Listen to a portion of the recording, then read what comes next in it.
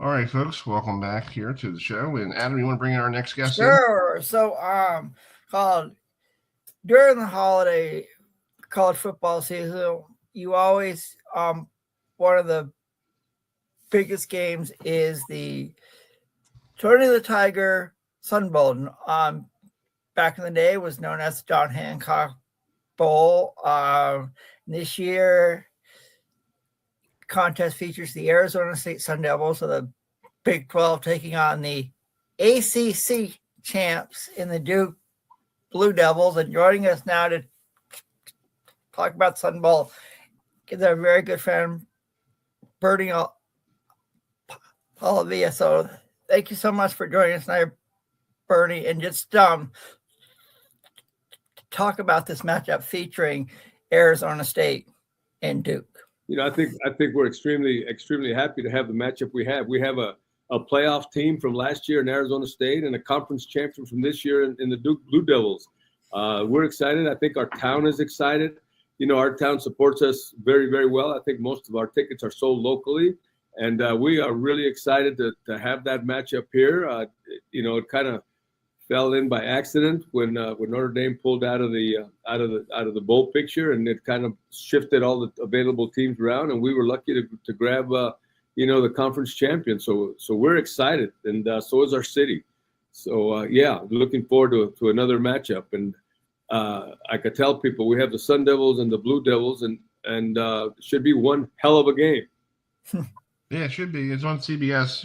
A long-running relationship with CBS. One of these bowl games have been on CBS for eons. So, how is that relationship with CBS now? This will be our 57th consecutive year on CBS, and only one other program can claim that they've been on the same network longer than we have, and that is the Masters tournament. And like I said, they've also been on CBS, but this is our 57th consecutive year, and we'll have CBS again for at least 2030. So we're very, very proud of that. There's, like I said, nobody else can say they've been on the same network as long as we have, as far as football goes. And they have been a tremendous organization to work with, and we're just proud of. That's another feather in our cap that they've held on to us for so long. Yeah. Well, you're in your final season with the ACC with the contract, right? So how's that process going? Because I know the Pac-12 is not around anymore. So how's that negotiation going? We haven't had formal talks. We've had preliminary talks, and I hope we can stay with the ACC. They have been a tremendous conference to be affiliated with.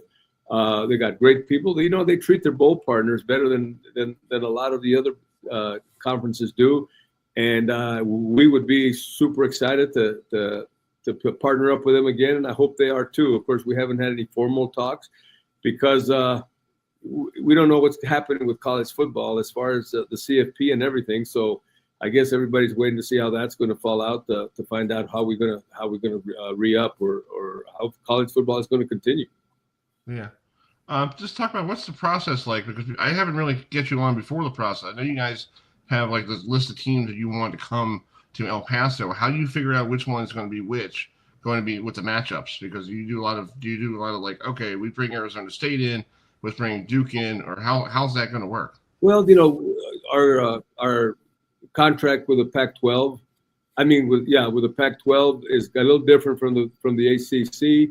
The Pac-12, there's a certain order. After the CFP, the Alamo picks first, then the Holiday picks, and then the Las Vegas Bowl, and then we get the fourth pick. And I guess it all comes down to who's paying more money, and that's the way it falls. So we were pretty sure that we were going to get Arizona State, and the last game of the year we were pretty sure we knew where the other teams were going, of USC, USC and Utah, and had very good conferences, and then Arizona State and Arizona were going to be available. In Washington, we knew we weren't going to get Washington because they played here last year, and we don't do repeat teams, and that's the way it fell. Arizona beat Arizona State the last game, so Holiday picked Arizona, and Arizona State was there for us.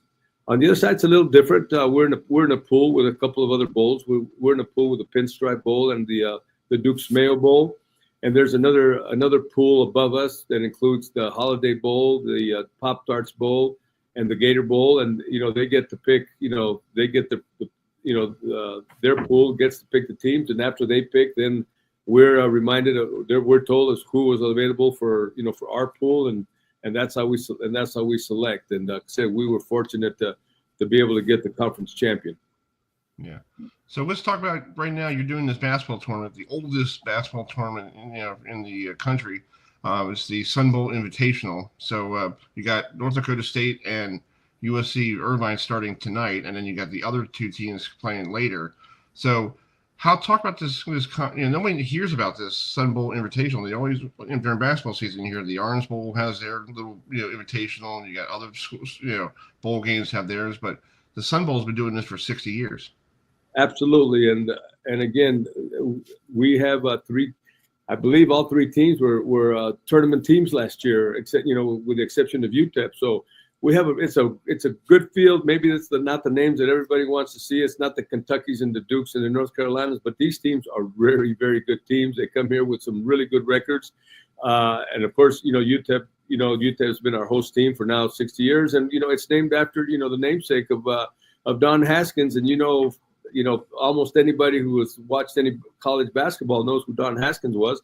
Won over 700 games here at UTEP. Won the national championship in 1966. The first school to ever to start 5 black players in an NCAA championship game, and he pulled off the win. And again, we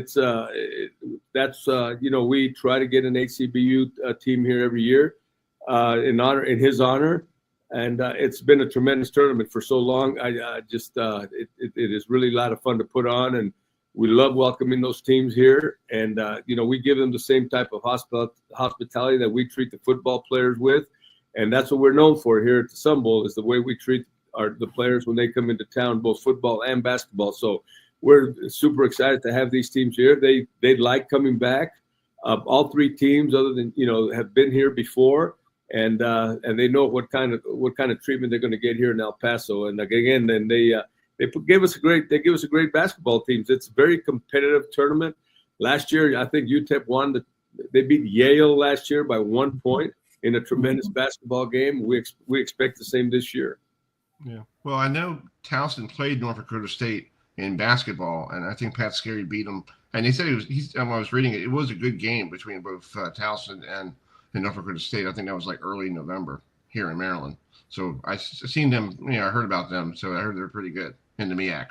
Oh, absolutely. I was watching some of the Norfolk, Arizona game a couple of weeks ago on TV, and Arizona's ranked, well, at the time they ranked number 2 in the country, and Norfolk stayed with them for almost an entire half. And I said, oh, these guys are good, and they're coming to our tournament. So we'll see how that works out. But yeah, we have some very good basketball teams coming in, and UTEP has struggled a little bit, but they just seem to pick it up when it comes to this tournament, because they know it's ours, it's theirs, and expect them to pick it up. They always do for this tournament, and we'll see what happens. Yeah, Adam, you have the last question. Yes. So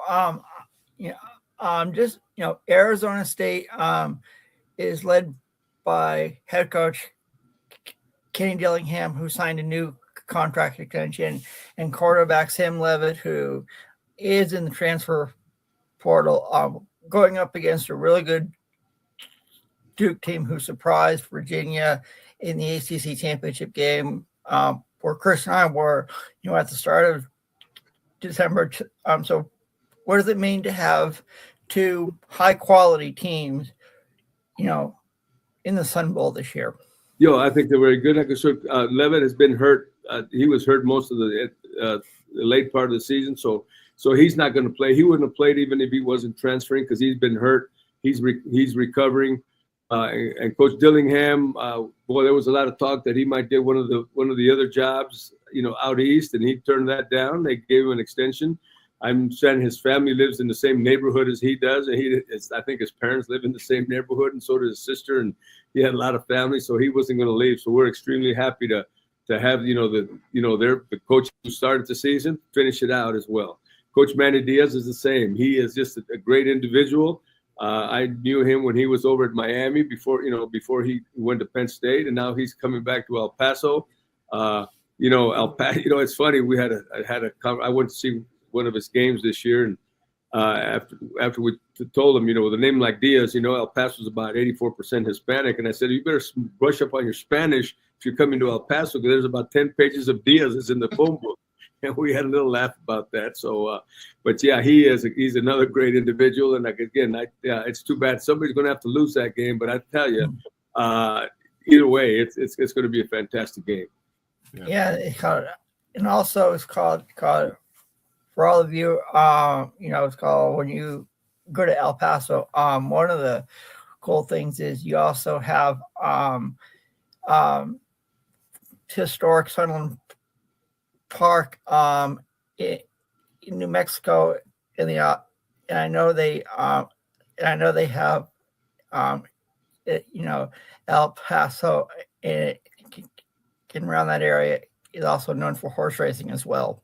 Absolutely, and unfortunately, they're not going to start horse racing until January 1. We used to take the players out there and have a barbecue dinner, and they could watch some of the races, but for people who don't know, we always say that El Paso sits at the corner of 2 countries and 3 states.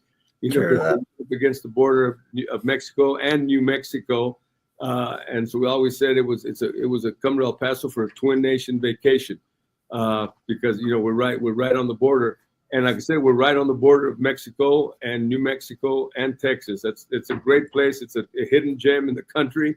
A lot of people don't know a lot about us. We're out here in the desert, but it is one of the best cities in the country. I guarantee you that, to come and visit and live. Our crime rate is very low. We're always rated in top 5 of the safest cities in America, with the cities of the population of over 500,000. So El Paso is a great place. It's a beautiful city. The weather here is always great unless Miami comes. Every time Miami comes to our game, we get snow. They bring snow, but that's part of our hospitality, because a lot of those players have never seen a snowflake till they get to El Paso. So, but every once in a while we'll get a good dusting of snow in El Paso. But this is a great city, and like I said, I encourage everybody, hey, you want some place that you've never heard about it, come to El Paso. Like I said, there's a lot of great things here in the city and in the surrounding area. That's cool. Well, Bernie, I want to wish you and your family a happy Merry Christmas and a great New Year, and hopefully the game will be great on CBS, and we'll be watching from here in Maryland and North Carolina. We'll see you in July, okay? Hey, I appreciate it. Thanks for giving me the time, and hey, likewise, happy holidays, Merry Christmas, and then we'll Merry Christmas, Happy New Year, Bernie. We'll see you in July in Charlotte. I see it. You take care. Bye.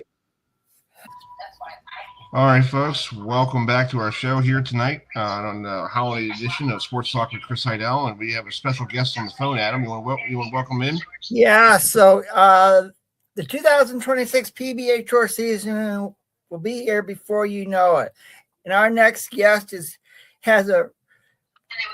when he was bowling, he had a unique fashion statement, and it's carried on to his son, Kyle. So joining us now is the newest inductee into the PBA Tour Hall of Fame, and someone that I've enjoyed being around. It's Guppy Troup. So Guppy, thank you so much for joining us tonight. And what was your initial reaction when Tom Clark said that you were getting into the PBA Tour Hall of Fame in 2026? Oh, it was the best thing that ever happened to me. Like I said, Kyle he had talked to me about a year ago that the commissioner was going to try and get guys under 10 titles into the PBA Hall of Fame. Mm-hmm. So that's all right, And when he got online, I had a funny feeling where it was. Kyle had a funny feeling, and Tyler had a funny feeling where it was. And then when he told me, it was unbelievable to get it. 50 years in the PBA. That's cool. That's awesome. Yeah, Guppy, I was just looking at your bio. You started bowling at age 11. So how's it like? How did you get attracted to bowling? Well, my mother used to go down every morning for the coffee leagues, and I started going with her. And then she'd bowl at one end of the house, I'd get me a ball in at the other, and just sit there and throw balls until she was ready to go. And then we up and left, and that was it. And then you just fell in love with the sport. ever since then. Yeah, Right? I bowled junior league in Park Lanes in South Carolina, in Columbia, and I just moved around. We used to have pot games when I was about 17 or 18, and I used to jump in that about 9:30, 10:30, 11:30 at night. Mm-hmm. We bowled till like 2 or 3 in the morning. Really. Wow. Yeah. So Guppy, just talk about being a PBA Hall of Famer. What does that mean for you? Because I know your son does a really good job on the tour. He's such a great ambassador of the sport now because he's doing a very good thing with charity work and all that. So I see you guys doing a lot of charity work down there in North Carolina, and also when he moved to Kentucky and all that stuff. So just talk about you. What does it mean for being a PBA Hall of Famer? Because you're there in the same class as like Pete Weber and Marshall Holman and Parker Bone and all those people that we used to watch on television on ABC's Professional Bowlers Tour. I know it's the best thing ever happened to me. I'm sitting at home here and not doing that much traveling. I still don't bowl because I've got a bad left leg, which I was supposed to have had a bone replacement in my knee, and I said, the hell with it. I'm 76 years old in January. I'll just fidget around here and there, and next thing I know, the commissioner calls me on the telephone and says, I'm in the Hall of Fame. So the only thing is, I told Kyle, you need to write something for me because I ain't much of a talker. Yeah, I can see Kyle writing all about your dad, about him growing up watching you on TV and going to your tournaments and all that stuff. And I think I think we could find little Kyle on one of your TV shows, like in the crowd. So it's pretty cool that you have your son bowling on the same tour that you did. Oh yeah, I was in. I think it was 1998. He came to Erie with Sherry. He was like 7 or 8 years old, and now all of a sudden, instead of him sitting in the audience yelling and screaming, I'm sitting in the audience yelling and screaming now. Yeah. I got to ask you a question. Your son won the U.S. Open, a couple of years ago. What's it like for your son to win it? Because I know you were close to winning it. I know you had an epic battle against Mark Rolfe in 1984 in Illinois. What does it mean for your son to actually finally get one for you and for the family? Oh, it was just great. Myself was there and a friend of mine, and we've been there for the last 3 or 4 years, and all of a sudden he wins the U.S. Open. So that's cool. I feel like I won the U.S. Open. I made up for the mistake I did against the Roth when I didn't strike intent to win. So I still had like 20,000 for second. Hey, that's not a bad payday back in the 80s. That's not bad. Oh, yeah, that was damn good back in those days. It was. Now it's like, what, chunk change now, probably? Oh, now it's like, I asked Kyle, it's funny, I asked him the other day, I said, when are you going to pass my 927,000, I think, is what I have. And he said, oh, I passed that last year. I'm in $1,000,000, $2 million, $3 million now. Hey, not bad for a kid who worked at Wendy's, like that's not bad. Oh, yeah. Yeah. It's like he's the manager of Wendy's, and he came home one day and he said, I want to quit. I said, what for? You're happy down there. Still living at home and all that. And he said, I want to bowl for a living. And I said, holy shit. So I said, okay, if you want to, give it a try. So he tried a regional where it was like 18 or might have been 17 in Monroe, which is like 60, 70 miles from here. Okay. He ended up making the cut, not made the cut. I finished, that might have been the only time I finished ahead of him. I finished like 8th or 9th, and he finished like 13th or 14th, but for his first check, it was great. Nice. Adam, you have a question for? So just talk about how the sport of bowling has changed, from when you started until now. Oh, it's unbelievable change. It's so many, we might have had from like say 77 to like 82, 83, we might have had 2 or 3 bowling balls. they came into existence. And all of a sudden, they got like 15, 20 balls have come into existence, and that's just starting with one of the companies. Yeah. That just the balls have gotten so good that that's why it's so young now. Nowadays, they come out and average like 220, 230, and they pick up one of these bowling balls. All of a sudden, they got the whole world. Yeah. We're showing a clip of you winning the Alston Open in 1985. That was your last win on TV. Did you think that was it? Did you think at that time that you were going to say that was it? Were you thinking you're going to win more tournaments? After because I thought you would have won more. Oh yeah, I still kept running. 85, I made the show in 89, 83, and I finished fourth up there. And then I made a couple shows, and I was sort of satisfied with what I'd done. Okay. Hey, now you're a PBA Hall of Famer. So I can't believe that. Yeah, exactly. It's pretty cool, Guppy. You're in the Hall of Fame, and Adam has the last question for you. Go ahead. So I have to ask how did you get your fashion statement? When you were on the PBA tour, because it's one of the unique things that you're known for, and now that Kyle is known for. Yeah, it's just something that I just decided I want to be different than everybody else in case I did happen to make a TV show or, started in 75, and all of a sudden I came up with this. I went to a place in St. Louis. It might have been in 78, 79. Mm-hmm. They said, oh, man, they had the pants you love down there. So I went down there and bought like 7 pair of pants. Every different color you could ever think of in one pair. Oh, wow. And that's all. I kept wearing that and a straight shirt. Then when Kyle came along, he decided he'd go with the pants, but he'd make the shirt the same as the pants. So at least he kept something going from what I did.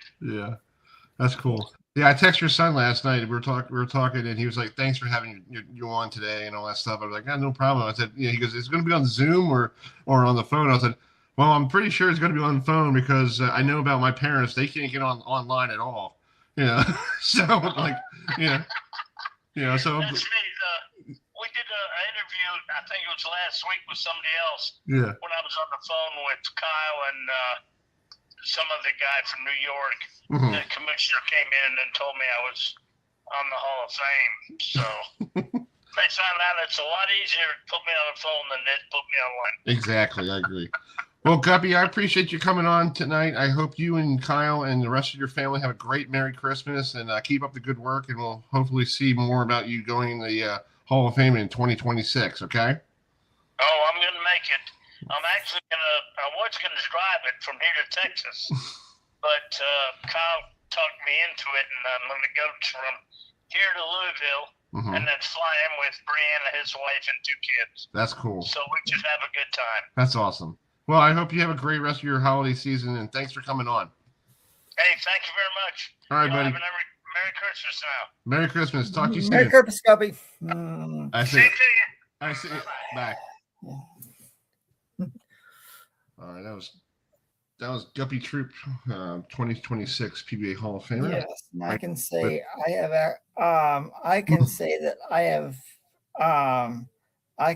that I have actually met Guppy in person a couple of occasions, and also I've got him and Kyle have been really good to me, back in the day, and it's called when I heard the news, Chris, I was like, cool. I was like, it's about time you got it in the Hall of Fame.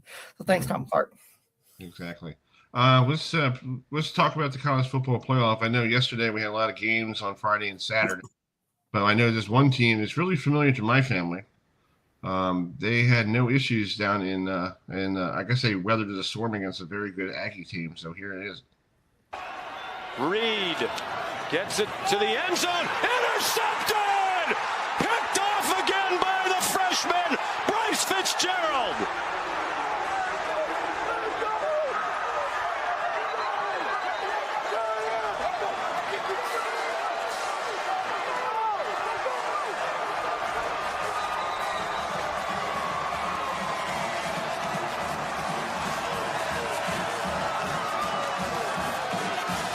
His second interception of the game. It's going to seal it. Mike Elko said yesterday, one of the top 3 factors in the game, which quarterback will make the fewest mistakes, which one will make the most. And this one was a killer as Reed turns it over for the 3rd time. And this is killer, but he had to move in the pocket just ever so slightly. There is some green grass here in the back. However, the throw is off target and behind again. That's what leads to the interception. If he throws it earlier and in front, it's a touchdown. Instead, because of the movement and the pressure off the right-hand side, he's a touch late. It's an interception, and the Hurricanes punch their ticket to the quarterfinals. Tony, the true freshman from South Florida, the game-winning touchdown. Bryce Fitzgerald, true freshman from Miami, the game-sealing interception. 2 young men who decided to go to Miami to help get the U back to national prominence. All right, so speaking of the U, let's talk about the college football playoff with our good friend. You want to bring this next guest in? Yeah, so the college football, the college football quarterfinals are now set, and boy, oh boy, did the last 2 games yesterday were kind of blowouts. But the first 2 were very, very competitive. And so joining us now is our good friend, KT Leverett, and she calls herself the governor of college football. So let's bring in KT. So KT, thank you so much for joining us tonight. And what was your takes on all the first round college football playoff matchups? First and foremost, Chris and Adam, thank you for having me on the show once again. I do thoroughly enjoy coming here and talking college football with you. I guess my overall thought of the college football playoff, at least the first round, is we got some really good games, which was kind of a struggle last year when you think about the first round of the 12-team college football playoff. And then the other thought is, hey, we got to figure out this G5 thing. And I'm not saying either one of those teams weren't deserving of being in the college football playoff. But what I am saying is if the SES has a championship and they have their thing, and at the HBCU level, they do something called the Celebration Bowl, which is the HBCU Super Bowl champion of HBCU between the MEAC and the SWAC, we have to have a group of 5 playoff.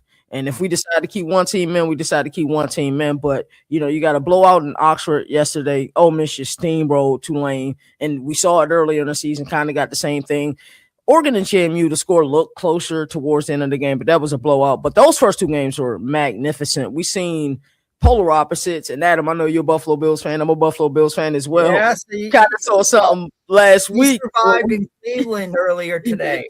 We certainly did it. And we seen something last week when we went 21 down 21-0 to the Patriots. Man. And that's what the Oklahoma and Alabama game kind of remind me of when they go down 17. But I think there was a lot of key pivotal moments in that game. You saw one, Ryan Grubb went from the sideline to the press box. You can just see more from the press box. And they were doing this little fake huddle thing that really hurt Oklahoma's ability to substitute, really hurt Brent Venables, who's known as a great sign stealer. It's, if you decide to have signs to 2025 when you got a green dot, that's your fault. If another coach is able to steal your signs, they were just able to really show great resilience. Ty Simpson played outstanding. John Mateer looked really good in the beginning of that game, but that pick 6 was terrible. And just them not being able to, make any field goals with a guy that was probably one of the best kickers in all of college football this season. And then the Miami and Texas A&M game, I thought Oklahoma would win. I also thought Texas A&M would win. But we have to figure out this coaching carousel situation because Colin Klein, honestly, how much can he pay attention to being the offense coordinator for Texas A&M and then getting ready to be the head coach at Kansas State? It is too difficult to do. Same thing with John Summerall and Bob Chesney, who were still coaching at Tulane and JMU respectfully, but they got new jobs at UCLA and Florida. We have to figure this out. This thing is jumbled up. They did move up early signing day about 3 weeks because it's normally around this time of the year, but I think it was in early December. So I don't know. We have to figure something out. Like, college football is so great, but us who care about this sport, I see you guys at ACC Media Days every year. Like, there's some change that has to be made. I'm not sure what that change needs to be. I think G5 playoff will help a great deal, even if you just had an 8-team G5 playoff. But I don't know. I felt like as great as some of these games were, some of them just didn't meet the billing, and college football deserves better. Well, I want to go back to Miami beating Texas A&M. My brother's a Hurricane fan. I got to point something. This has been part of the family's inner beard for a really long time. It's that Fiesta Bowl against Ohio State, and I want to play something because okay. I feel like Miami at the time got cheated by a pass interference call that really set the program back, because I was doing some research yesterday, and let's just play the clip real quick here. So I slew it down for you. That was not working. Okay, never mind. So basically, it was called pass interference. Okay, it wasn't pass interference. Both people were going up to get the football at the same time. So how was that pass interference? And then I was looking at the Miami since then, and this is fascinating. That Miami, when they were with Larry Coker, they were winning Big East titles. Okay, they were ranked first in the country, first in the Big East. They were fifth in the country, won the national title in 2000, and with that whole NFL team. Since then, it was basically all NFL players. It was 100%. After that, since then, they haven't won a conference title and haven't even been ranked in the top 10. The highest ranking they had at the end of the year was 11 in 2017. So something happened in that day in the desert, Miami backwards. I mean, I know they issues with the booster and all that stuff. That must have been another issue. But that was a powerhouse with those players, and all of a sudden now they're like, they can't win a title in the ACC, and then they win yesterday over Texas A&M. It was really bad because their place kicker should have hit more than, they missed all 3 field goals.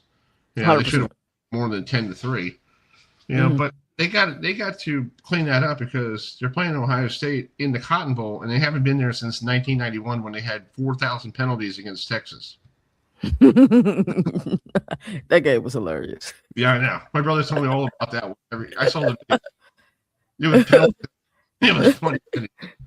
You see the one where Thrill Hill caught the touchdown and ran out of the tunnel, pointing the guns out. That was Miami back in the day. We had the Scotty Rogers on from the Cotton Bowl, and that's my guy. I talked to him at Big 12 Media Days this past cycle. We heard that the Texas media and the Texas fans pissed off Miami, pissed them off. Back then, you don't piss Miami off. No. They will destroy you. And I think Texas learned that because they haven't played them since. Wow, I did not know that. What a hell of a take. They played them since, Adam. Yeah. So it's crazy. So, but that's really sad that catch ruined a really good program, and hopefully they could get their redemption against Ohio State. I love it. That's an outstanding take, and I guess the natural thought is maybe a little bit stiffer competition, because when they were in the Big East, I think, was it Louisville there? Pitt was there. Virginia Tech was there.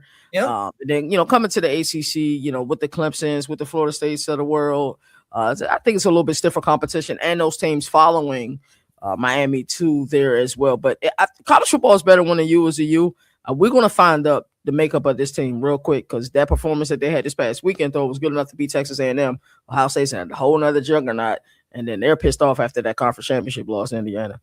Oh, I can say this. So basically, you have the Miami history against Ohio State, against Ohio State ticked off for losing to Indiana. And we all know what happened after Ohio State lost to Michigan last year. Yes, they sir. went on that run and they brought Natty back to Columbus. And I can say this to both of you. I have some really good friends who are Ohio State fans and Miami fans. And the smack talk has already begun.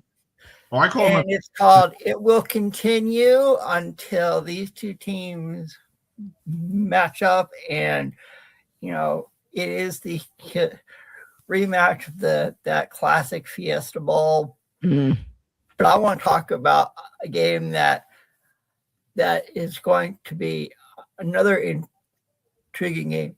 Oregon taking on Texas Tech, a Texas Tech team that no one thought would be here. They've got a very solid defense led by Jacob Rodriguez, who finished in the top 10 in the Heisman Trophy voting, going up against an Oregon team with Dante Moore at quarterback, Dan Lanning as head coach, and Oregon's high-profile offense. So can Oregon sustain that Texas Tech defense and find a way to come away with the victory?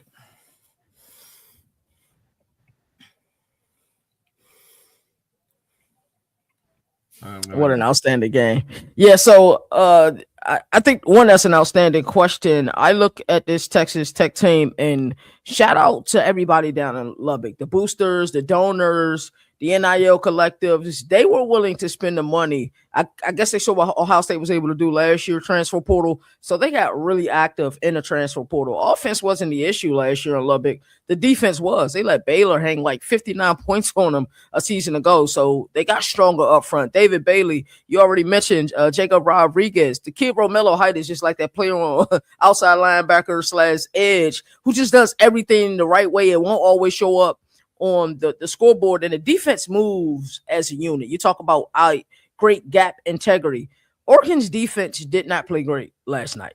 That's my only fear. But also, we kind of noticed something during the BYU and Texas Tech game. That Texas Tech offensive line struggled a little bit, even though they won the game handily with BYU's defensive line. I think Mateo Uiagalelei and Bear Alexander should be able to generate some pressure and make Barron more uncomfortable. And I think that's going to be the key to the game. Who wins the war of attrition on the line of scrimmage between that great defensive line of Texas Tech and that great defensive line of Oregon? I think that's really going to be key to the game. Well, I think they need to do is Oregon needs to cut down on the yardage, because I didn't know how close that JMU got 509 yards. Yes. Oregon team at home that normally dominates people at home. So that's something that Dan Lanning is kind of worried about right now, because you're going into the Orange Bowl against Texas Tech, who basically could light that scoreboard up in 15, 20 minutes, and it could be bloody and it could be nasty. And it's a 12 noon kickoff down in Miami. It's not a primetime game anymore. Noon, and you got the heat. So that's another problem. So, but that's a great point. I was impressed by JMU. I've seen JMU since they were in the CAA. Long time. And I know I have a house down in McCarthy'sville, Virginia, and that place is rabid about their football. They love the Dukes. The Dukes is their NFL team in that 81 corridor from Winchester, Virginia, all the way down to Roanoke. That's their NFL team, and they love their Dukes. And I was really impressed on Facebook that I saw all these Duke fans heading out to Oregon. One guy hopped on a train. Yep. Are you serious? And did like a cross country, and he said, I don't even know if I could get there before the game time. I thought that was a cool thing that he's doing. He's on a train, an Amtrak going west when people normally fly. Right. Yeah, I was like crazy. But we had Kurt Dudley on, our good friend from JMU, who I knew for a very long time, and they have a new coach too. The guy who's in Florida, coming to Billy Napier, and I told him, I said, Billy better realize that if he messes up, you can't go down aisle 1 in Harrisonburg in the supermarket without having a press conference, because they will kill you. Yeah, they will basically, because I talked to Mickey Matthews, one of the old coaches there, and he told me one time, Chris, I can't even get up Sunday morning and go to the supermarket to get eggs because somebody wanted to ask me why I did a bonehead call. Yeah, I'm like, wow, and that's what the area is. They have nothing down there except for Macedon Resort, skiing, and they have JMU football, and it's a beautiful place. I love it. I didn't realize your proximity to Virginia. I actually live in Virginia. I had season credentials at JMU last year and the year before. So when Signetti was there, I was definitely at a handful of games. I've always said that Bridgeforth Stadium has the best small game atmosphere. From the what do they call them? The little things that they throw in the air for like touchdowns. A confetti thing. Well, yeah, like the confetti thing. Like that atmosphere is crazy in there. Well, Adam and I were watching the Sun Bowl championship, and they're stupid enough to not clean the stupid stadium. Yeah. That happens because I was down there for a New Hampshire game one year, and they bomb you with snowballs. Yeah, they will. Yeah. And I was on the sideline going like, "Good God, what the heck is that?" That's hilarious, man. Yeah, but it's a great place for football. It's nestled in right off of 81. Very nice, cozy. I was there years ago before they built the other part on the other side of the stadium where the press box is now. And that little building is still there on the other side of the field. That was the press box. Wow. I did not know that. Now when you walk into it, you're kind of like under the seats in the stadium, and the aroma of beautiful food hits your nose and hits your palate. The media like the moment you walk in, you're going to smell the food that hits it. But I enjoy being there. That drive out there is crazy because I'm in Fredericksburg, and there's this road. It's like a winding road. Like you feel like you Jeff Gardner. I'm 10-2 when I'm driving on that road. I'm like, I have to lose control. Yeah, we found a quicker way. We're out here in Maryland. We're up here in Cockeysville. We take 70 out. Okay. You take 70 out. Okay. We take 340. 340 takes you around Harpers Ferry and the area that has Maryland and Virginia and West Virginia. So 1 minute you're in Maryland, 1 minute you're in Virginia, and the next minute you're in West Virginia. I know exactly what you talk about because you passed through Winchester. Yes, I hit that way when I went to a Pitt game, and you're right. You'll leave. I think it's West Virginia to Maryland to Pennsylvania. It was weird. I'm like, what the hell is going on? But it was a beautiful ride though. And then you got to turn on 7 in West Virginia, and it takes you all around these little curves, Adam. It's like woods, literally. Well, we have curvy roads here in Western North Carolina. We do have the legendary tail of the dragon, that goes from Tennessee to North Carolina, and it's like you want curvy? Oh, what's curvy? I love the area. It's really quiet. It's a quiet place. It's called.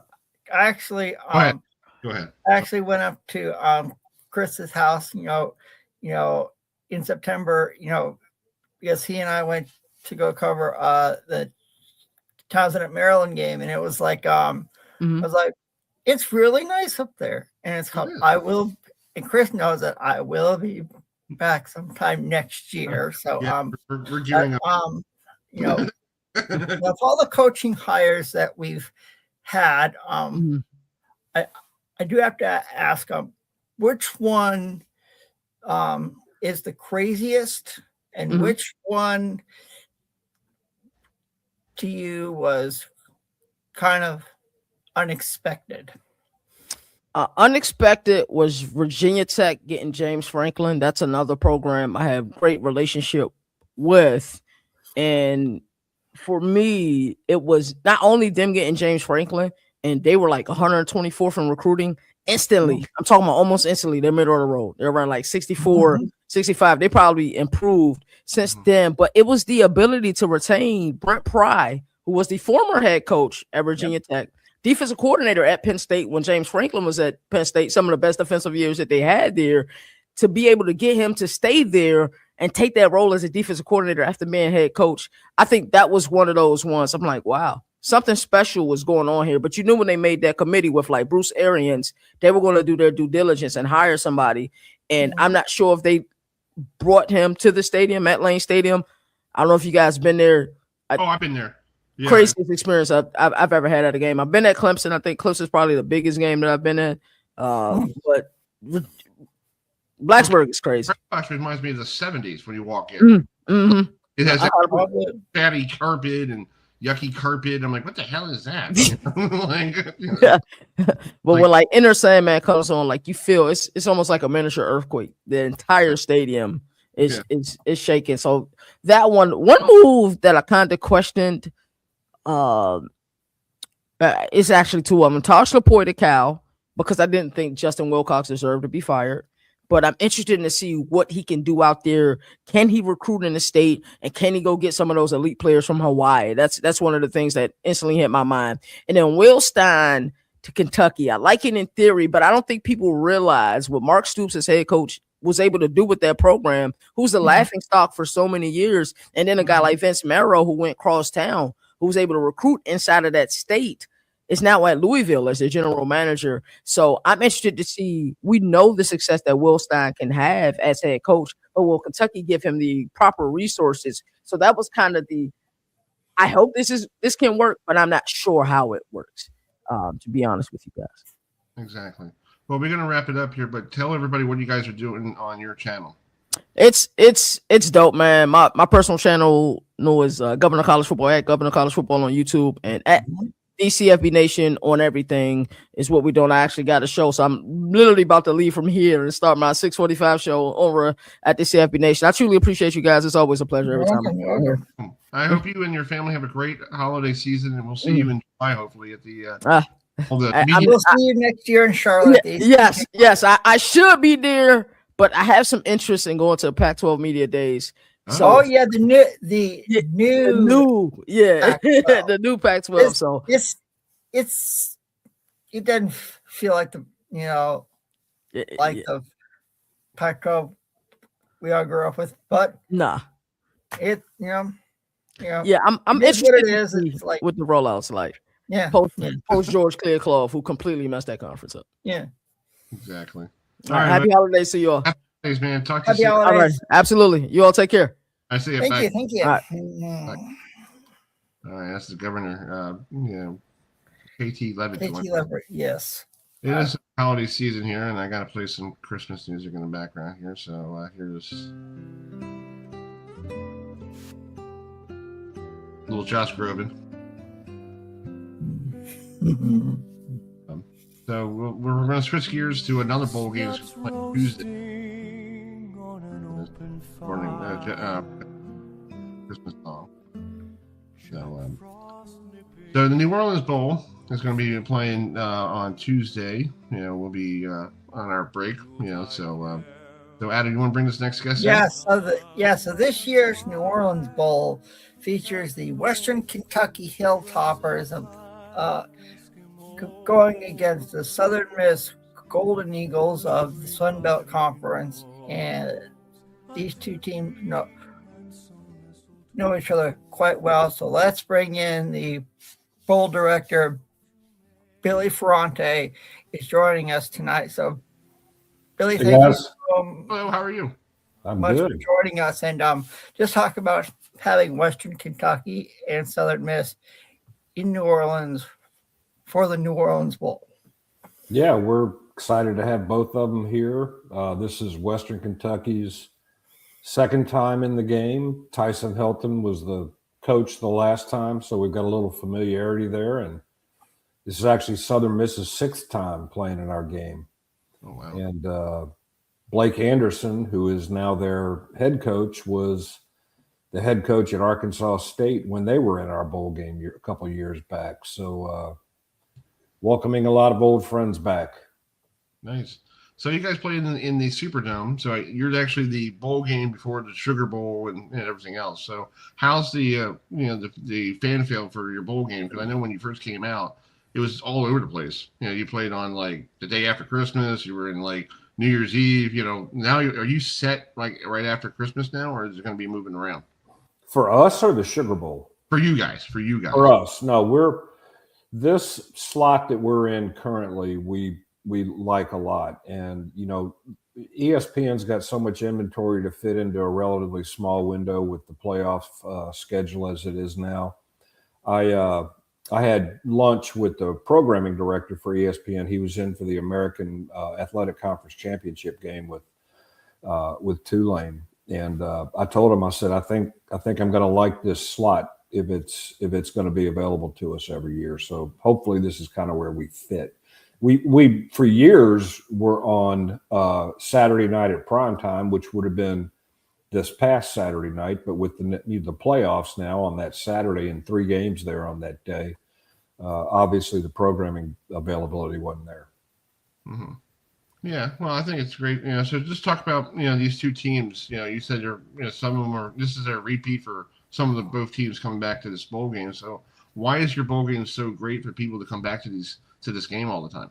Well, our bowl game is great to come to because of no reason other than the city we play in and the stadium we play in. Mm-hmm. And,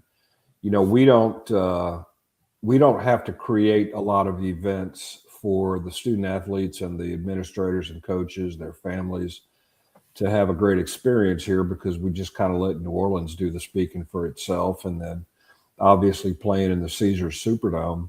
One of the things that I always like to do is make sure that I'm there in the stadium the first time those kids go in there. It's an iconic venue. Every event imaginable plus a papal visit has happened in there. And, for them to be able to play in that building is pretty impressive. And, we've never thought otherwise. There are other options here, but, we want to create the best experience we can, and we think in that stadium it is. Yeah. So I was just looking at the teams that have been in your bowl game. So it's pretty cool that Middle Tennessee was in there once. North Texas, they were playing for American championship this year. So that's pretty good for that program. So is it your goal to get I know you have a contract with Conference USA and the Sun Belt, right? Right. Yeah. So is there any way down the road you might have let's say a 5-6 Florida State Seminole team that may want to play New Orleans down the road? Well, we don't have an agreement with the ACC, but the one thing I've learned in doing this is that this is my 22nd year is never say never. To potential teams in your game, but yeah, We've had a lot. We've had Memphis in our game. North Texas played in our game the first 4 years of its existence. They were the Sun, but that's when they were in the Sun Belt. Mm-hmm. And back when Memphis was in Conference USA, and with all of the conference realignment, we've had familiar faces, but in new places, and that always it always creates a little bit of a nice story around the game. Yeah. Adam, you have a question for him? Yeah, so I'm on your bowl website page, and one of the cool things that I see that you guys are doing is yoga in the dome. Yep. I think that's really, really cool. So just to talk about having yoga, a yoga session in the Superdome. On the floor of the Superdome. Yeah, this is probably probably about the 5th year that we've done that. And what we do is we have a local yoga group that puts on a 1 to 1.5 hour, I believe, yoga session.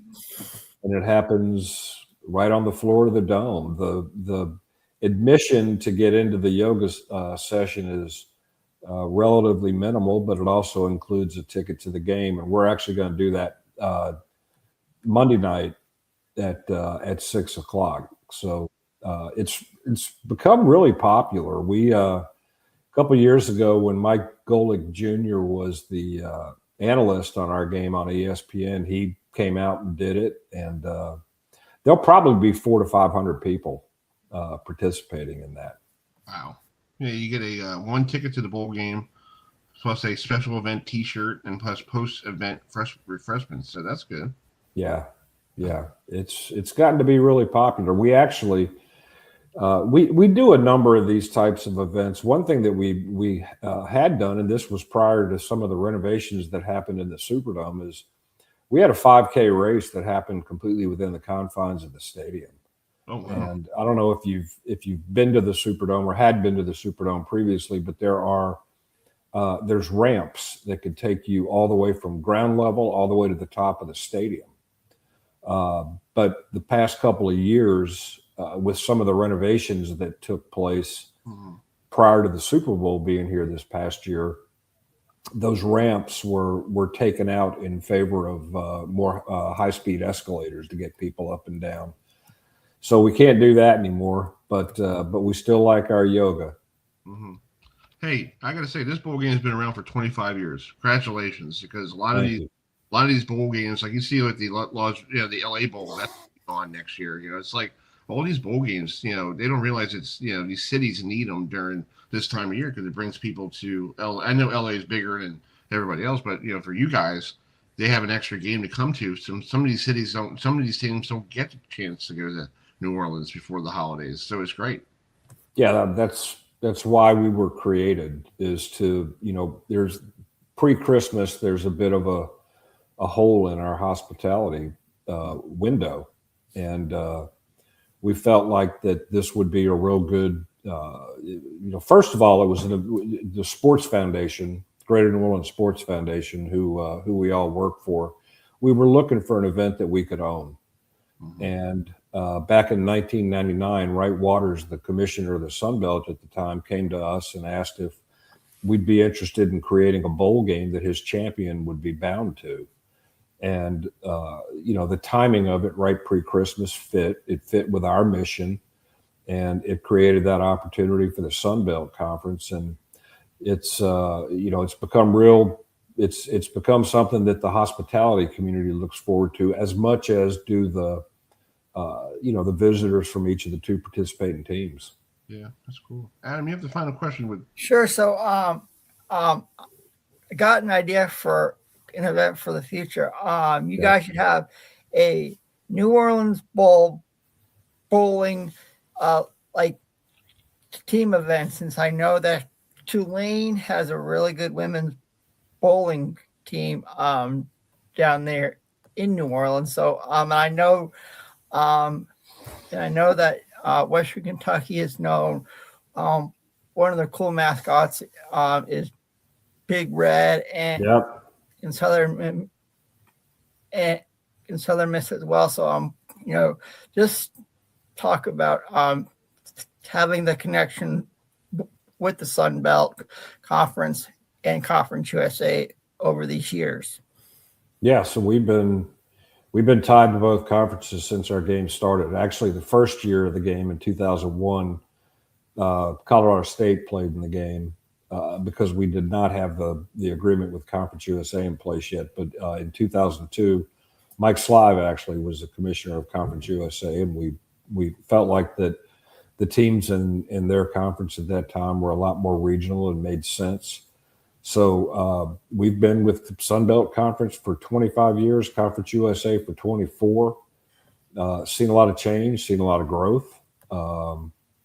And I will certainly take you up on that bowling suggestion. We're always looking for new ways to create different things around the game. Adam, okay. You just want a free trip to New Orleans. That's all you want. Yeah, right.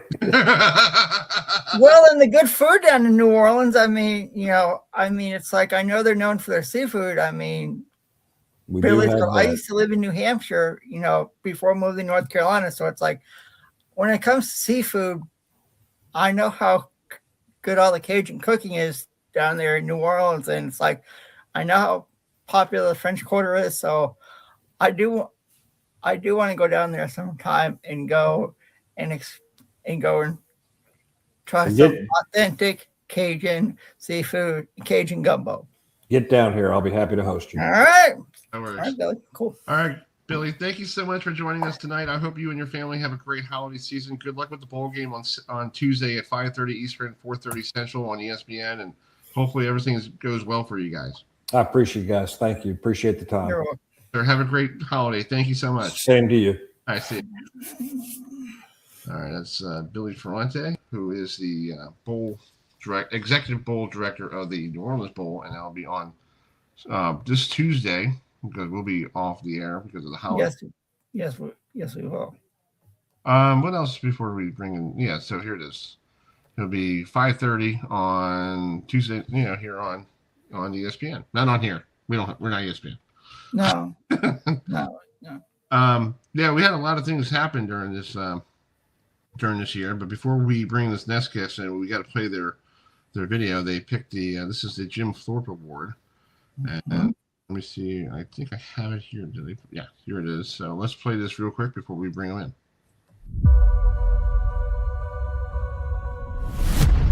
A dream that refused to dim, a standard set with each down. Every player has a vision to be the one whose name outlives the moment. To be the top defensive back in college football. Congratulations to Caleb Downs, the Ohio State winner of the 2025 Paycom Jim Thorpe Award.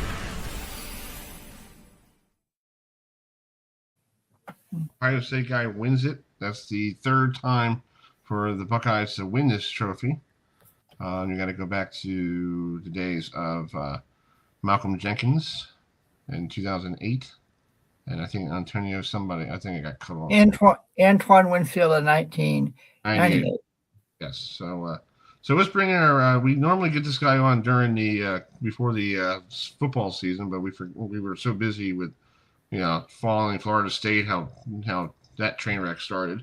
Yeah, but it's always a pleasure to talk to Mike. I'm pretty happy because I think he's a Miami Hurricane fan, because I know that for a fact. Because it's called. I wonder if he still has a. I wonder if he has a voice left.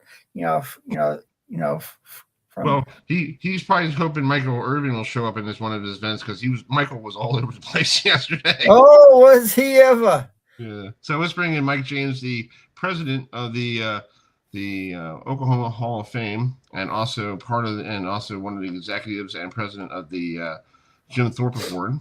So, hi, Mike. How are you? Hey, fellas. Hey, thanks for having me again. Yeah. Welcome. I got a bit of a voice, and if Michael Irvin showed up, I'd be cool with that as long as he doesn't kiss me on the cheek. Okay. Yeah, I saw that yesterday. He was all over the place. He was like on the floor, on the ground, like Michael, calm down, big guy. Right? Like, jeez. Yeah, but so let's talk about your award. You're picking an Ohio State guy. This is the third time. I think I voted for him. I think I did in my voting. I always get your email every year, so I make sure I get it done. Yeah. Well, thank you for that. Yeah, I appreciate it. It gives me something else to do instead of watching television. So let's talk about the process. I forget, over the years, you pick a certain amount of people, and then you go around the country. You bring you have a big group of people to go to, because I've seen them a couple of years ago. One of them was at Penn State, one was at Virginia Tech or whatever. Yeah. And you just keep an eye, and you go out and watch these players, and you nominate them for the award, not because of the play on the field, but for stuff off the field. Correct. And again, hey guys, thanks so much for having me on. I appreciate it a whole bunch. And I'm sorry we didn't get a chance to get together during the season, but I'm certainly glad for our time now. Yeah, Chris, to your point, we have a committee of about 30 to 35 men and women who travel from games coast to coast on their own dime and watch players, because here's the thing. Yeah, our award is based, really what we like to say is 49% play on the field and 51% character. And a lot of times the only way you can really get to see exactly how these guys are on the field is by being there and watching them, because camera angles aren't going to show you everything. Right. For an example, a lot of people will get some backlash because people say, hey, this guy didn't have stats. Well, if you really watch, if you're there at a game and you're watching this young man, maybe they're not even throwing to him, so he has no stats, But then on the flip side of that, probably the more important part, the reason that our committee members go to all these games is it gives them the opportunity to meet with these young men either before or after the game and get to know them off the field. It's funny when we go and meet with these people or these young men, we can find out, and in today's day and age with PFF and everything else, you can find out anything you want to find out about a player and how good they are on the field. Mm-hmm. What you can't really find out is their character, what they do off the field. And so by going to these games, it gives us the opportunity to get to know that young man away from football. And that's why we do what we do. And so our committee meets 3 times a year. We meet and assemble our preseason watch list. Then we meet and assemble the semifinalist list. Then we meet and assemble the finalist list. Then after the finalist list, we're done. And to your point, Chris, and you get a ballot. The winner, the ballots go out to over 290 people across the country, sports writers, former award winners, different people in the media, but it goes out to over 290 people across the country. And that's who determines who wins the award. We're out of it at that point. The last time we touch that is by naming the 3 finalists. Then we're done. Yeah, just talk about those 3 finalists this year. We got. Let me bring it back to the beginning here. Just talk about them. You had a good bunch of people, good players. Oh yeah, I mean, you had Delane out of LSU, who at the beginning of the year, people, and again, I'm not speaking for anybody other than me, so I don't want to put words in anybody's mouths. But a lot of people weren't talking about him, and throughout the year, that young man had an incredible season, especially even with all the turmoil going on in Baton Rouge. I mean, he had an incredible season. And Leonard Moore from Notre Dame, what a solid young man that guy has been all year.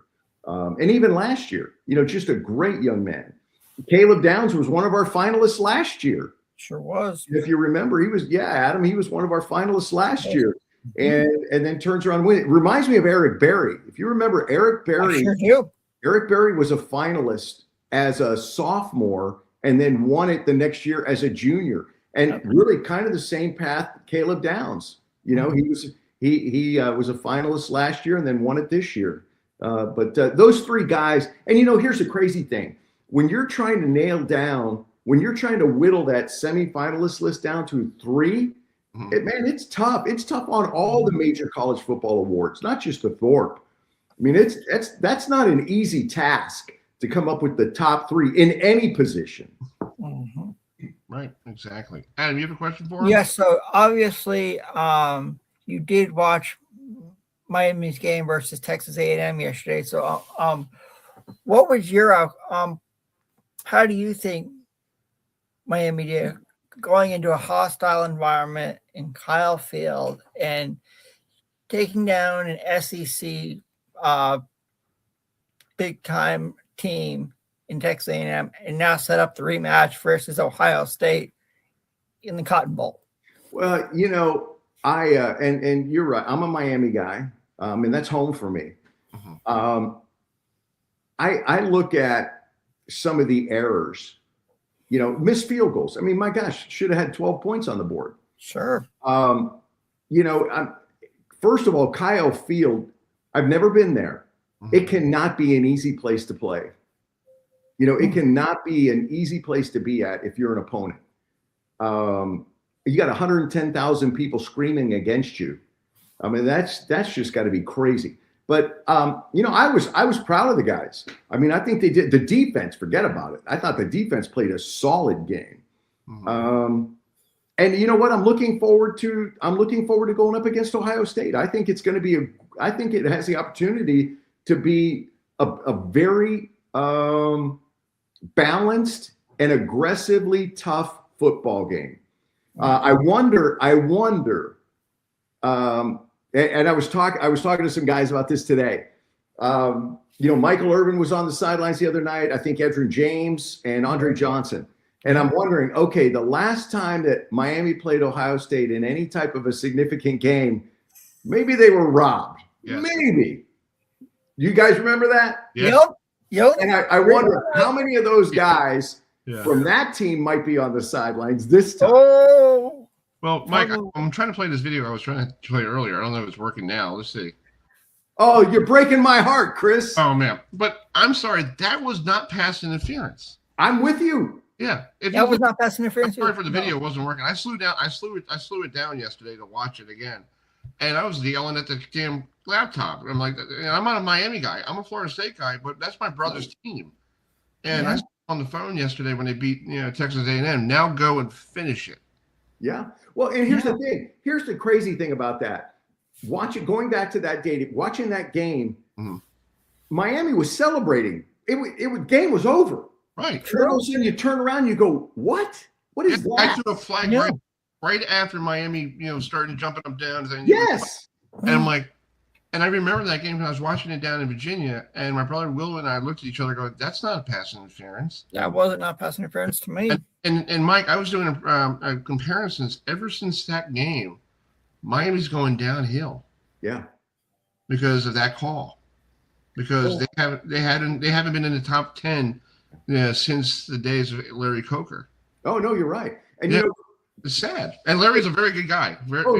No doubt. And Chris, I was talking to a buddy of mine yesterday, as a matter of fact, who is a Gator fan. Diehard Gator. And as you are Florida State, as I am Miami. And I said, I remember the days when those three teams, the Noles, the Gators, and the Canes, were top 10, if not top 7. Yep. All the time. And now, ever since NIL and the portal, maybe football's balanced out a little bit. But college football, and this, you guys have heard this before, but college football in the state of Florida especially is much better when those three teams are good. You got that right. And I hope that happens. I hope that comes back. Yeah. I hope with Miami continue to move forward. And maybe December 31st in the Cotton Bowl, they come out on top. I hope that, and the coaching change in Florida, and the Noles, my gosh, it's almost like they get there and then they stumble. But Florida football needs to come back. Those three schools need to come back. Yeah, we did a show this year, Mike. We had I found it's called guys and players, and they came on our show between Miami versus Florida State. And it was like WrestleMania. Yeah, one of them, Dietrich Dodge Sr. said, like, I'll bring my shoes after the game and we'll run out of the field. We'll play it. I'm sitting there going, holy crap. And we had people logging in saying, like, this is great. We got 4, and I'm thinking, like, I should do this every year, like find different Miami guys coming on and different Florida State guys and hear their preference of the rivalry. But they were trash talking. One of them was like, saying to hey, Michael Irvin beat you, in the one of the games in 87, and he goes, no, you didn't. Like, yeah, he did. Mike, and it's called. I was talking about when Jameis Winston was at Florida State, and one of the Miami players said, yeah, he stole crab legs from Publix, and it's like, I work at a Publix grocery store here in North Carolina. It's like, I was like, oh gosh, here we go. Yeah. Remember they called it Free Shoes University? Yep. I didn't like. It's so great to have fun. It was like showing what the rivalry was. And my brother Will and Will's a Miami guy, and you're a Miami guy, and I'm a Florida State guy, and my little brother's a Gator. I'm a Florida State guy. Yeah, and it's like I had to do. My mom looked at me one time at Easter and said, "Stop trash talking. It's Easter Sunday. Stop it." Because we were going after each other. Like, my brother calls me up and goes, "You guys suck." But then I'm like, I know. Like last year, we were 2-10, and I'm like, he's like, "Are you on suicide watch?" I'm like, "No." Why? He goes, like, this is bad. I'm like, And then like this year against NC State with the punt to hit the guy in the back of the helmet, and my brother Matt texts me and goes, "You just cost me $5 on DraftKings, dude." And I'm like, I'm not part of the game. It doesn't matter. It doesn't matter. You are. Yeah. So I get the phone calls. I'm like, "What's wrong with your team?" I'm like, "Stop bothering." I'm like, it's funny because when I'm watching a Canes game and stuff like that happens, I got buddies calling me going, "Wait, what's going on with this call? Why'd you guys do that?" I'm like, "Man, I'm sitting on my couch. I got nothing to do with that." Yeah, I know. It's crazy. And I'm up here in Maryland, and in the week of Florida State and Miami, I throw the first bomb at my brother, like trash talk him. Like I send him the Florida State, chop, Oh, 1 year, this is classic, Mike. I took his CD out of his car, and I made a CD of all the Florida State, the war chant. Yeah. You can't imagine how much language I got on the phone that evening. Oh, I could imagine. Yeah, like language we don't need. I said, hey, Will, bring it. Just bring it. Yeah. Oh Yeah. man. It was, The game is over. We were respectful. We shook hands. We're like, good game. Yeah. Yeah. Well, and I read on I don't know. I read it today that last night after the game, and forgive me, the quarterback for A&M, I can't remember his last name. Reed, Marcel Reed. Yeah, he was sitting on the bench with his head in his hands, and apparently now you can't believe everything you read anymore, True. right? But apparently Carson Beck went across the field and sat with him for a minute and talked to him and gave him a hug, and didn't trash talk him. Cameras didn't pick it up. And again, I don't know if that's true or not. That's what I read. Mm-hmm. And I'm thinking, that's sportsmanship. Sure. There's nothing wrong with that. No. I think it's great. And I love it in the locker room. It's just like old Miami that they're trash talking Notre Dame, going, "Hey, love, what's going on, big guy?" Hey, as you know, there is no love between Miami and Notre Dame. Yeah. Nope. And they're playing each other again at South Bend next year. So I'm hoping it's like sometime early in the year to get a media pass to go out there, because that's going to be a battle. Oh gosh. That's going to be an old-fashioned That's like October next year, Chris. Yeah, I feel like that's going to be one of those days back in the days when they really hated each other. Oh gosh. Yeah, that was You mean like 88, 89? The convicts versus the Catholics. No, those are the good old days. Yeah. And I loved it. But my brother, I know all about Miami's history. I know about that 1 year in '85 that you guys ran up the score on them because Jimmy Johnson wanted to put the 4th-string quarterback in. That's great. hey, as Jimmy Johnson said, I had 4th-string people in there. I can't help it if they can't stop us. Right. Right. I love it. But yet Miami gets dogged because they ran up the score. Well, why don't you try to stop us? You have your 4th string in there. We have our 4th string. Exactly. Yeah, it's crazy. But this is what college football is. And now with all this transfer portals and coaches going this place and going that place, it's like it's not football like we were kids growing up. I look forward to the Saturday afternoons on ABC with Keith Jackson and all those people talking.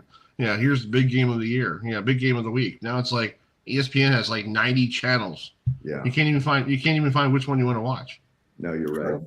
And I just want to clear the air out there. Yes, I am the president of the Oklahoma Sports Hall of Fame. I do oversee the Paycom Jim Thorpe Award, but I do not vote.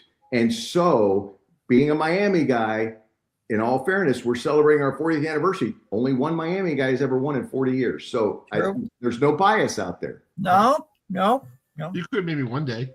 Never know. You never. Exactly. Well, Mike, I appreciate you coming on. I know you got to run, but thank you so much for coming on tonight, and good luck with the award ceremony. I think it's coming in February. Yeah, February 10th. It's our 40th anniversary. We're real excited about it. We've heard from over a dozen previous winners and talking about coming back. And hey, you guys, your seats are reserved. You just get out here, man. Your seats are reserved. I started a new job now, so I don't know if I could get out of town. Okay. I'll get out, Scott. I'll come back to Oklahoma one day. I enjoyed my time when I was there. Put it on for next year. So. Okay. But hey guys, listen, I truly appreciate you guys having me on all the time. And again, I apologize if we weren't able to work it out during the season, but anytime you got a void to fill, man, holler at me. I'd love to jump on. You're all good. All good, Mike. All right, Mike. Have a great Christmas. Have a Merry Christmas. Happy New Year, Mike. Take care. Have a good one. All righty. Bye-bye. I see you. Bye. All right. That's Chris, it's called, since you vote for the Jim Thorpe Award, it's called, what you need to do is send my email to Mike. So next year I can vote. Yeah, I can do that. So, a little Christmas music. A little Christmas. So it is our holiday show here. So we're going to wrap it up.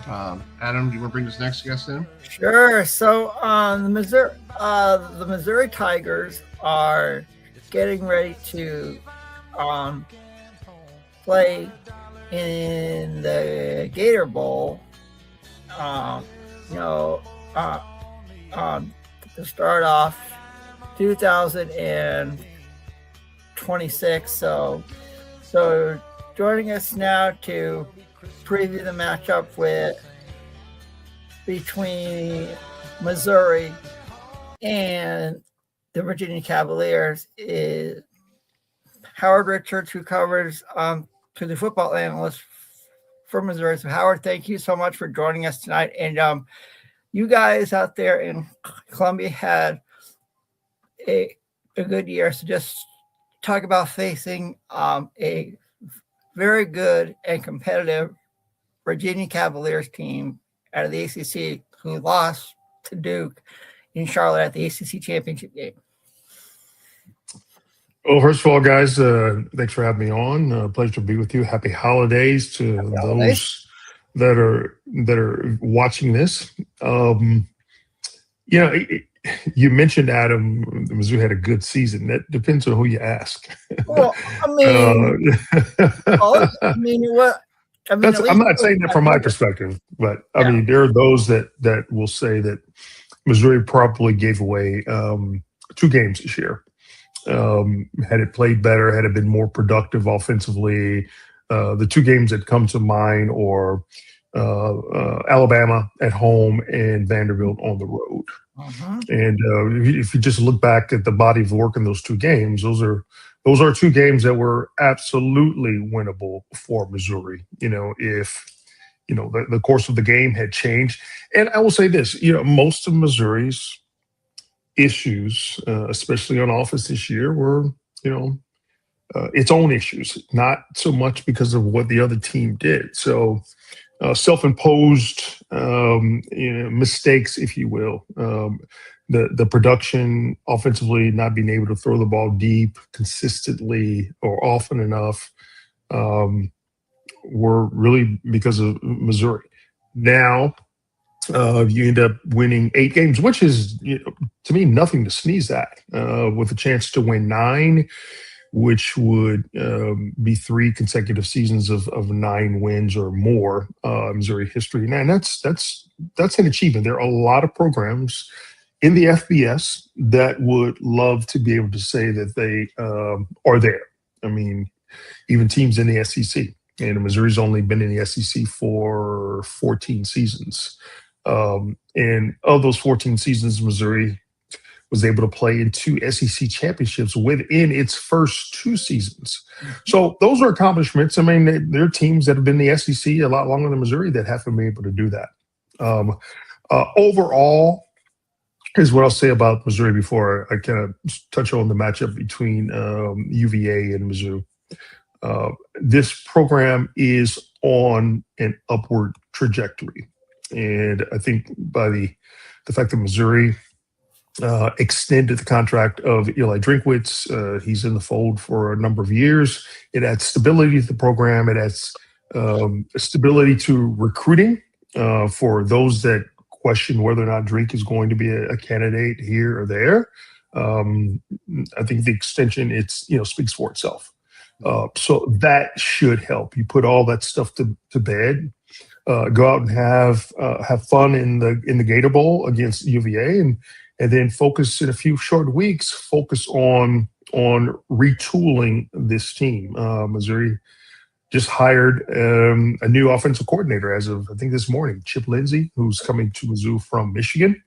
So I'm sure you'll have some questions about that. Probably don't have the answers to it, but I will do the best that I can, from the seat that I have. Yeah.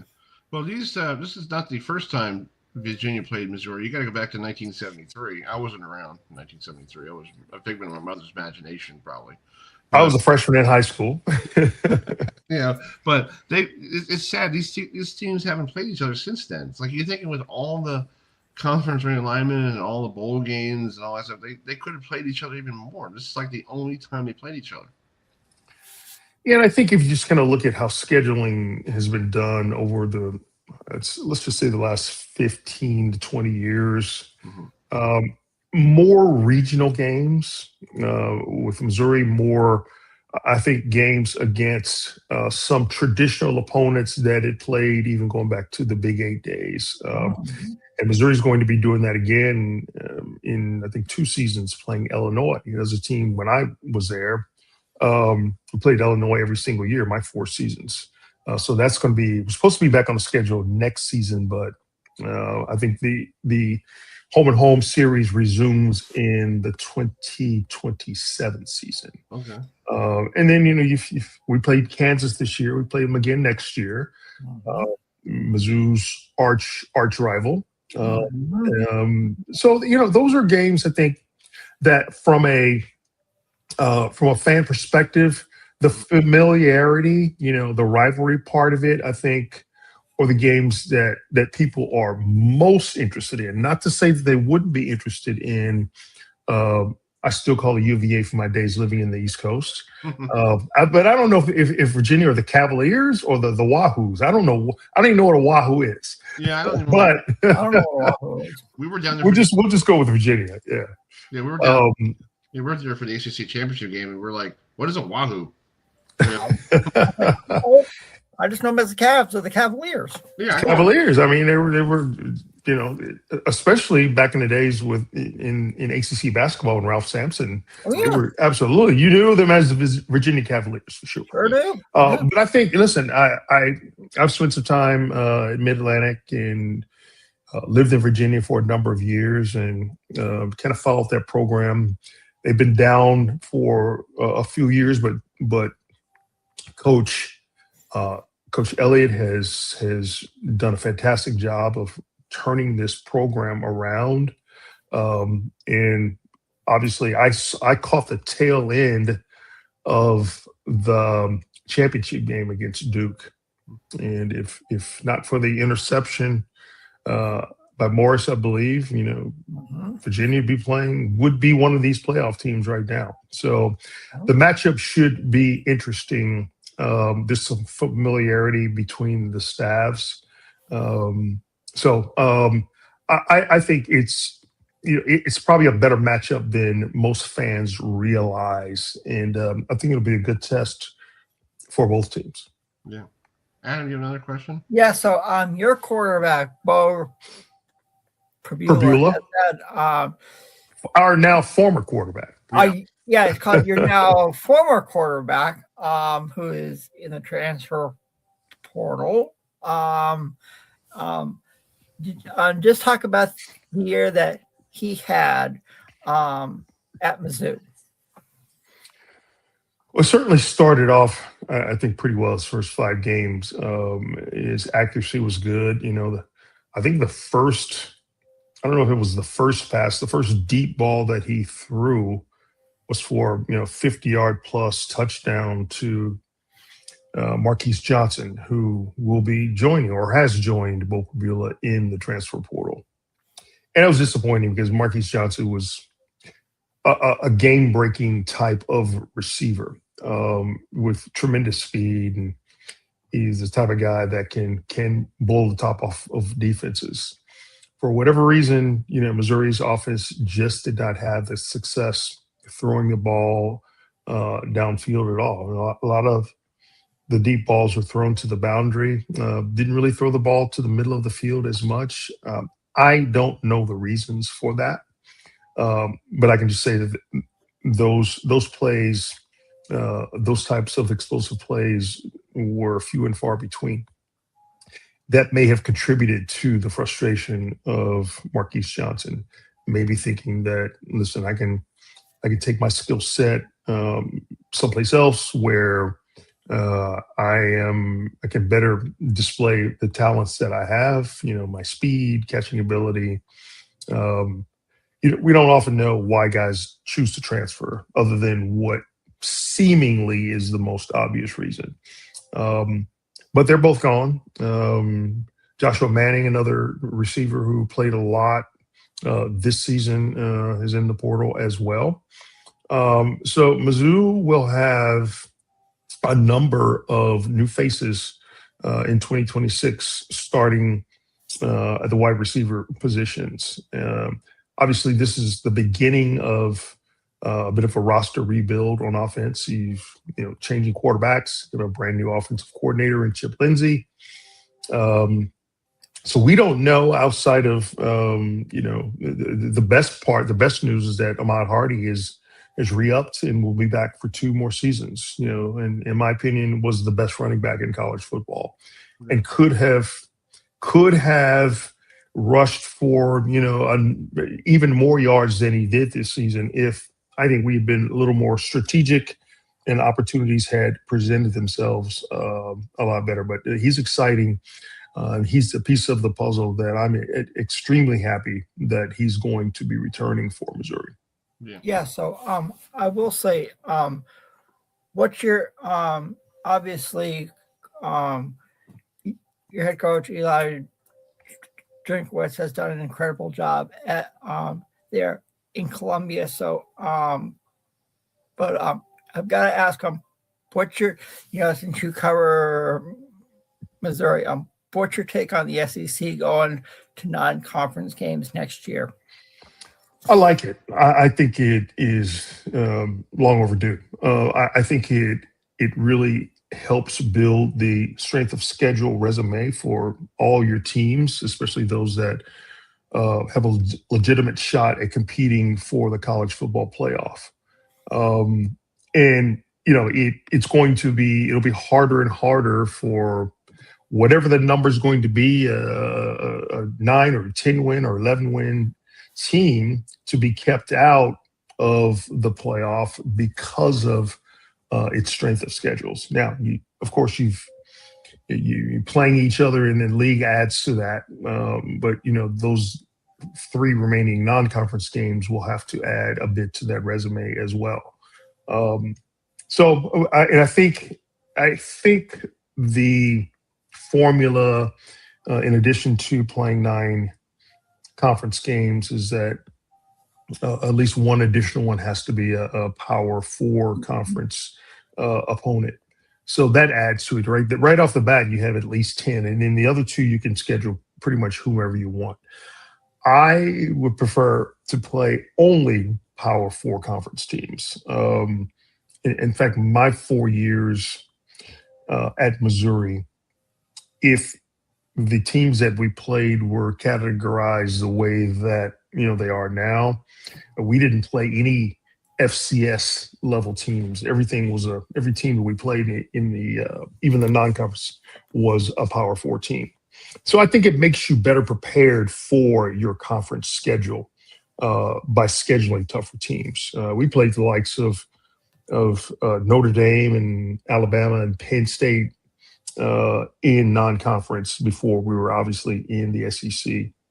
I think we were better prepared for then what was the Big 8, because the competition that we played in those non-conference games was much, much better than if playing an FCS level or even a Group of 5 level team. That's true. Well, Howard, we're up against the clock here, but thank you so much for coming on tonight. I want to wish you and your family a great holiday season and enjoy the warm weather in Jacksonville if it's warm. I will. I happen to be in St. Louis right now, and St. Louis is typically Midwest. Winters can be tough, but I heard today, Christmas Day in St. Louis, the temperature is going to be 70 plus. Yeah, I heard that. So leaving to go to Jacksonville isn't necessarily a bonus. I split time between St. Louis and Dallas, so the weather is going to be similar. Leaving the state of Missouri and playing in Florida, but I will take that over snow and ice any day, all day. Yeah. And when it comes to St. Louis, Chris and I love professional bowling, and since you were inducted into the St. Louis Sports Hall of Fame, we know someone that is probably in there as well.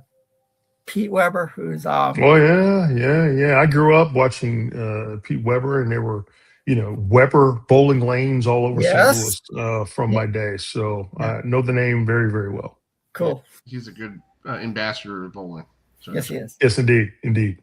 Yeah. All right. Have a great Christmas. We'll talk to you in the new year. Thanks, guys. Enjoy yours as well. See ya. Thanks, Howard. That's Howard Richards, who former Missouri player who now is broadcasting the Missouri as football. It's Data Gator Bowl on December 27th at 7:30 between the Virginia Cavaliers and Missouri Tigers. So it's going to be great. Great way for spending the holidays to watch some great bowl games. Before we go, we lost a lot of good people this year, athlete-wise. So I like to play a tribute that I made for these great players, these people who passed away. So here it is. He's down. Swinging a drive. Right center and deep. Get up. Get out of here. Gone for Fielder. He just hit a walk-off, and this one is over. Oh, what a shot by Fielder. Look out. Here he comes. They're waiting at home plate for him. He took a running jump on the whole pile. He could have taken everybody down with him, and he almost did. They're just pulling him to his feet. Whoa, what a shot. Prince Fielder just ended this one with his 34th home run of the year. He has just driven in numbers 99 and 100. Look at his head snapping back. He reminds me of Randy Tex Cobb, the way he can take punches, but he's taking a terrible beating in the process. This is brutal. It is over. Richard Steele's had enough, and frankly, so have I. And here's what finally convinced Steele to call this a night. Now there, those punches delivered in a better fashion. The jab and the straight right hand. And you'll see a left hook. The greatest professional athlete in the world today. Look at this. He's slammed it down. I don't believe it. I don't believe it. I'm dropping a big leg. I'm so tired. Hit the double or triple. Into left center field and deep. This is a tie ball game.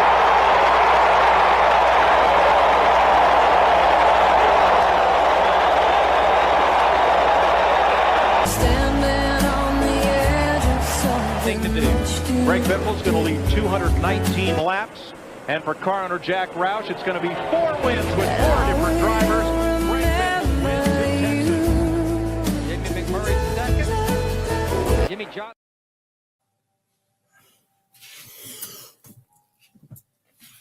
Now, I do want to say something. Why did we have NASCAR driver Greg Biffle in there?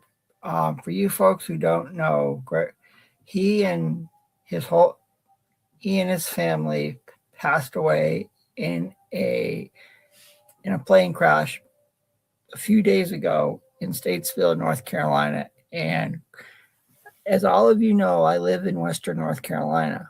Well, during Hurricane Helene, Greg Biffle, he came up here with his helicopter, and he went to places that vehicles could not get to deliver supplies. So I was at work when I heard the news, and it was really, really sad. It was felt throughout not only the NASCAR community, but the entire motorsports community as well. Yeah, it's sad. And Statesville is what? How long? Miles from Charlotte? Like what? An hour? Not far at all. Like on the outskirts of Charlotte. Yeah, I know exactly where Statesville is. It's like east of Charlotte, around that area, like near Lake Norman, around that area. So yeah, so that's where all the NASCAR drivers fly into, right? Yep. Okay. So so they know that airport quite well. Yeah. So we lost him, and we lost Ryan Sandberg. I remember he passed away this year, and people in Chicago, he was Cal Ripken. Mm-hmm. He was Cal Ripken of Chicago. We have Ripken here in Baltimore, so shout out to him. Hope he's okay. He's doing fine. But we also, my girlfriend was asking, why should I put Hulk Hogan on there? Well, Hulk Hogan was my childhood. I don't care. I remember the old WWF. It was. But Hulk and Andre the Giant were the guys we watched on television. Of course. Body Slam. Yeah. And I had to play that clip from the Pontiac Silverdome. Because that was a classic. That was WrestleMania 3. Mm-hmm. Yeah. So, and Bob Uecker, who was Mr. Baseball, who called many Brewer games, and and his last call was Pete Alonso hitting a home run off of Devin Williams. Yep. Yeah. So we a lot of other people passed away too, like Nick Mangold. Nick Mangold passed away from the Jets. Who had a chance to meet in the locker room years ago, and so our thoughts and prayers to those families that they have to deal with tragedy this year. So, well, we enjoyed being on the air here in 2025. We did we had a blast. We traveled. I want to say some of my favorite memories were, first of all, going to Chris's house and and going to see Towson take on Maryland, meeting the voice of Maryland, Johnny Holiday, was really, really cool. And obviously going to ACC kickoff again in the ACC championship game. Next year will be my 4th time there in Charlotte in July. And I didn't know what to expect the first time around, but now I know who's going to be there. Well, I have a general idea, so it's like, it's like going home to people that and I always enjoy my time in Charlotte at the ACC kickoff. Yes, we eat too much food. And all the food we eat. Oh, well, folks, it's called Chris and I pig out on food. Don't we, Chris? Yes, we do. Yes, we do. Well, we'll be back on the air. I know Miami plays Ohio State on December 31st, so we'll see if we can do something during that time, maybe after, But our next show should be scheduled January 6th, 2020. Yeah. Also, I wanted to give a shout out to a guy who's moving on, Josh Graham, our good friend. We know Josh. Yes, we do. He is now going to be one of the voices on Westwood One's midday afternoon shows.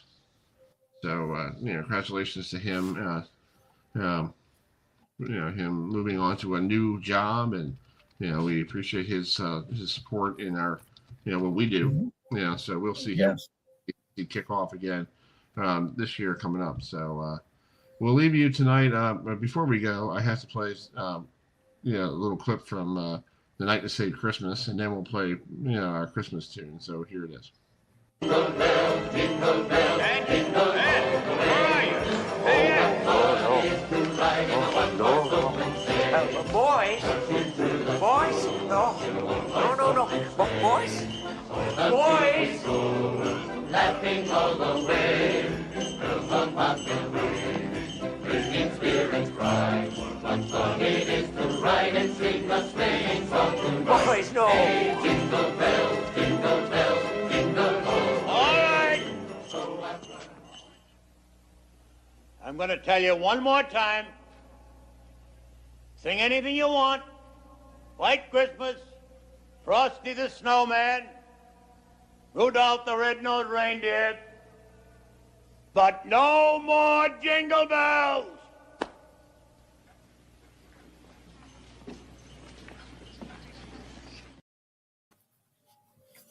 Poor little elves there. Yes, folks. You see, I'm ready for Christmas. Nice, dude. That looks cool. Thank you. It's called. I actually got this from Walter Williams Jr. and his wife Fancy a couple years ago. So it's like, it's called If You Can Tell. It does light up. And you got Santa. I got Frosty. Yeah. So it's like a snowman. There you go. Nice. Well, we're gonna leave you with Bing Crosby singing a great Christmas song, White Christmas. Wherever you are, if you have a White Christmas, that's great. If not, I hope you all have a Merry Christmas and a happy holiday season. Hopefully the big man is happy. Will get whatever they want for Christmas, or spend time with your family.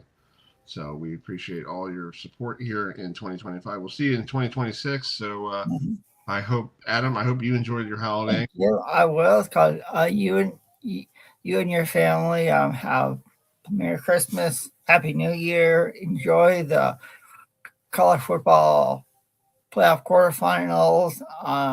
And hopefully Miami will move on to after the New Year. We could talk about them going to the Peach Bowl. Yeah. Or the Fiesta Bowl, one of those two. Yeah. So. Yeah. Yeah. So we'll leave you with Bing Crosby. We appreciate you joining us tonight, and we'll see you soon. Night, everybody. Everybody. You know, I've written special music for each holiday. This sort of gives me a chance to keep a little promise I made to myself. I said I was going to sing this song at the end tonight. I'm dreaming of a white Christmas, just like the ones I used to know, where the treetops glisten and children listen to hear sleigh bells in the snow. I'm dreaming of a white Christmas, with every Christmas card I write. May your days be merry and bright,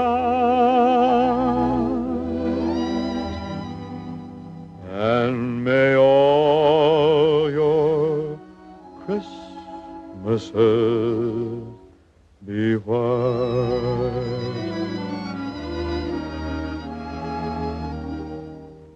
I'm dreaming of a white Christmas, just like the ones I used to know, where the treetops glisten where the treetops glisten and children listen and children listen to hear sleigh bells in the snow.